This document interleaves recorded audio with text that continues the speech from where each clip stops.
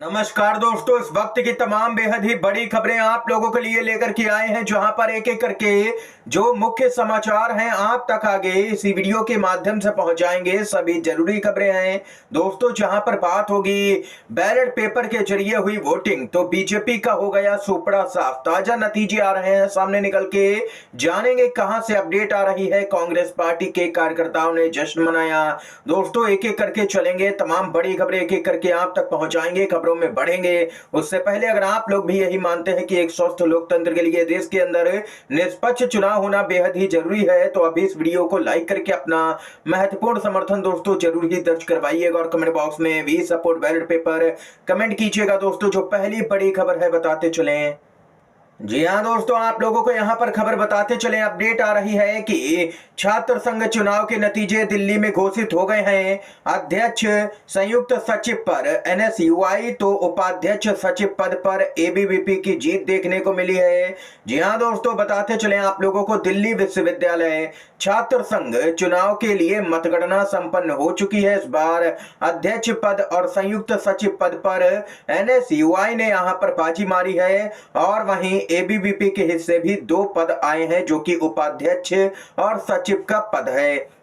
और वहीं बताते चले कि अध्यक्ष पद पर एनएसयूआई के रौनक खत्री ने जीत दर्ज की है, और इसके साथ ही एनएसयूआई के संयुक्त सचिव पद पर लोकेश जीते हैं। कुल मिलाकर के देखा जाए तो सीसीटीवी कैमरों की निगरानी में यहां पर मतगणना दोस्तों देखने को मिली है, जिसके बाद माना जा रहा है कि भाजपा ने किसी भी प्रकार की कोई गड़बड़ी नहीं कर पाई, जिसके कारण यहां पर 2 सीटों पर हार देखने को मिली है। 7 सालों के बाद यहां पर यह कब्जा किया गया है दोस्तों कांग्रेस पार्टी के छात्र विंग की तरफ से। जानकारी के लिए दोस्तों आप लोगों को यहां पर बताते चले कि कांग्रेस की छात्र शाखा एनएसयूआई ने अपने सदस्य रौनक खत्री के दिल्ली विश्वविद्यालय छात्र संघ चुनाव में अध्यक्ष चुने जाने पर जश्न मनाया है। एनएसयूआई ने 7 साल के बाद संयुक्त सचिव पद भी जीता है। ये यहां पर दोस्तों अपडेट आई है सामने। इसके साथ ही एक और चौंकाने वाली खबर आ रही है। बीजेपी के नेता सुब्रमण्यम स्वामी ने पीएम मोदी को जबरदस्त तरीके से घेरा है। जी हां दोस्तों, सुब्रमण्यम स्वामी ने ट्वीट किया और कहा कि मोदी को अब सार्वजनिक जीवन से इस्तीफा दे देना चाहिए, क्योंकि अमेरिकी अदालतों में अडानी एंड कंपनी की जो सामग्री सामने आएगी उससे भारत सरकार की प्रतिष्ठा को नुकसान होगा। ये यहां पर कुल मिलाकर के पीएम मोदी को जबरदस्त तरीके से अडानी घोटाले के मामले में सुब्रमण्यम स्वामी ने घेरा है। यहां पर यह अपडेट आई है सामने। आप लोग सुब्रमण्यम स्वामी के बयान से दोस्तों सहमत हैं या फिर नहीं, कमेंट बॉक्स में हाँ या ना में जरूर ही बताइएगा। इसके साथ ही एक चौंकाने वाला मामला दोस्तों महाराष्ट्र से सामने निकल के आ रहा है, जहां पर ईवीएम में मुझे 2 वोट मिले, क्या मेरी पत्नी, मां और बेटी और खुद मैंने वोट नहीं दिया। राजेश येरुंकर की तरफ से बयान सामने निकल के आया है, जो कि यहां पर एमएनएस के उम्मीदवार हैं। दरअसल दोस्तों बताते चले आखिर मामला क्या है पूरा। महाराष्ट्र में राज ठाकरे की पार्टी के कैंडिडेट राजेश येरुनकर का कहना है कि मैं यहां का स्थानीय निवासी हूं, मेरे घर में ही 4 वोट हैं, एक तो मेरा, मेरी पत्नी का, मेरी बेटी का और मेरी माँ का, और ईवीएम में मुझे सिर्फ 2 ही वोट मिले हैं। ऐसा आखिर कैसे हो सकता है कि मेरी माँ या पत्नी या बेटी ने मुझे वोट ही ना दिया हो। ये यहाँ पर दोस्तों इस तरीके की जबरदस्त धांधली देखने को मिली है महाराष्ट्र के चुनावी नतीजों पर, और कहा जा रहा है कि ये भाजपा का मास्टर स्ट्रोक है। भाजपा की लहर चल रही थी, ये गोदी मीडिया की तरफ से कहा जा रहा था। इतनी तगड़ी लहर चल रही थी कि महाराष्ट्र की जनता को भी नहीं पता था कि भाजपा की लहर है। यहां तक कि पीएम मोदी और अमित शाह को भी नहीं पता था कि भाजपा की लहर है, लेकिन गोदी मीडिया को यहां पर अब पता चल रहा है कि भाजपा की लहर थी। तो ये मामला आखिर कैसे सामने निकल के आ रहा है, एमएनएस के उम्मीदवार ने गंभीर आरोप लगा दिए हैं दोस्तों। और इतना ही नहीं, आप लोगों को यहां पर बताते चले, राज्य में एमबीए की हार पर यहां पर मुमरा कलवा विधानसभा सीट से एनसीपी शरद पवार के विजयी उम्मीदवार जितेंद्र आव्हाड ने कहा कि हमें, यानी कि हमारी हार का कोई कारण यहां पर नहीं मिल पा रहा है। आखिर हम कैसे हारे, हमें इसका कोई भी कारण नहीं मिल पाया है। हमें यह विश्वास करना मुश्किल लगता है कि यहाँ पर लड़की बहना योजना ने उन्हें जीत दिलाई है। यहाँ तक कि हमारे विधायकों ने भी कहा है कि ईवीएम में गड़बड़ी थी।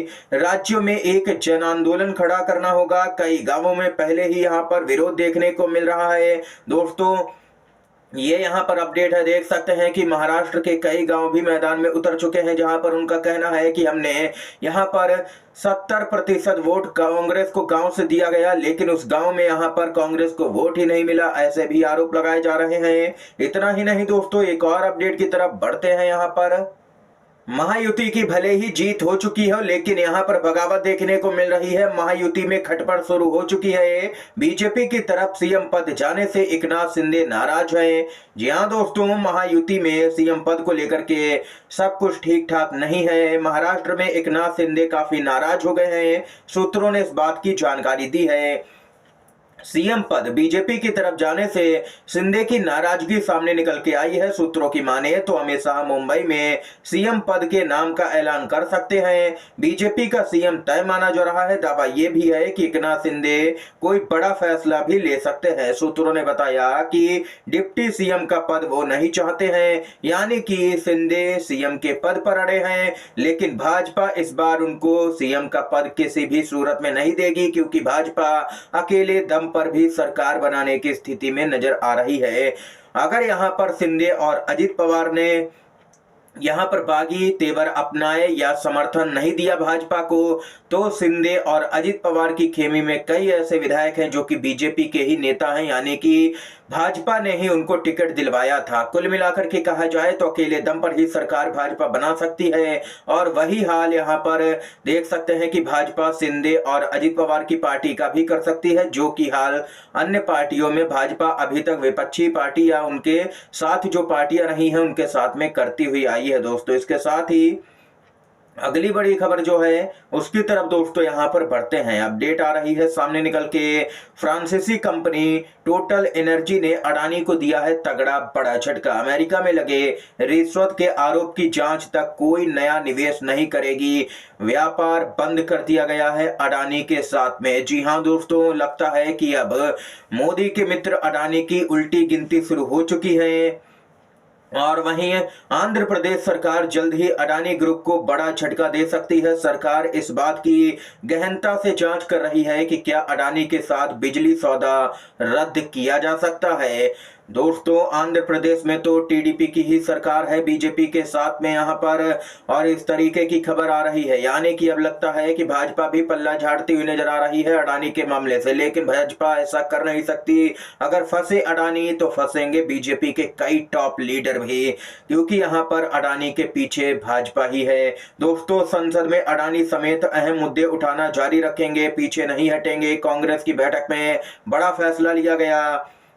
कांग्रेस के संसदीय रणनीतिक समूह की एक बैठक हुई, जिसमें फैसला किया गया है कि पार्टी संसद के शीतकालीन सत्र में अडानी समूह से जुड़े मामले समेत सभी जरूरी विषयों को उठाना जारी रखेगी। पार्टी के नेता जयराम रमेश ने कहा है कि कांग्रेस इन मुद्दों पर पीछे किसी भी कीमत पर नहीं हटेगी। इस समय की दोस्तों तमाम बड़ी खबरें, मुख्य समाचार थे जो हमने आप तक पहुंचाए। वीडियो अगर पसंद आया हो तो लाइक कीजिएगा, इन खबरों को शेयर कीजिएगा। आप सभी का बहुत बहुत धन्यवाद। जय हिंद, जय भारत।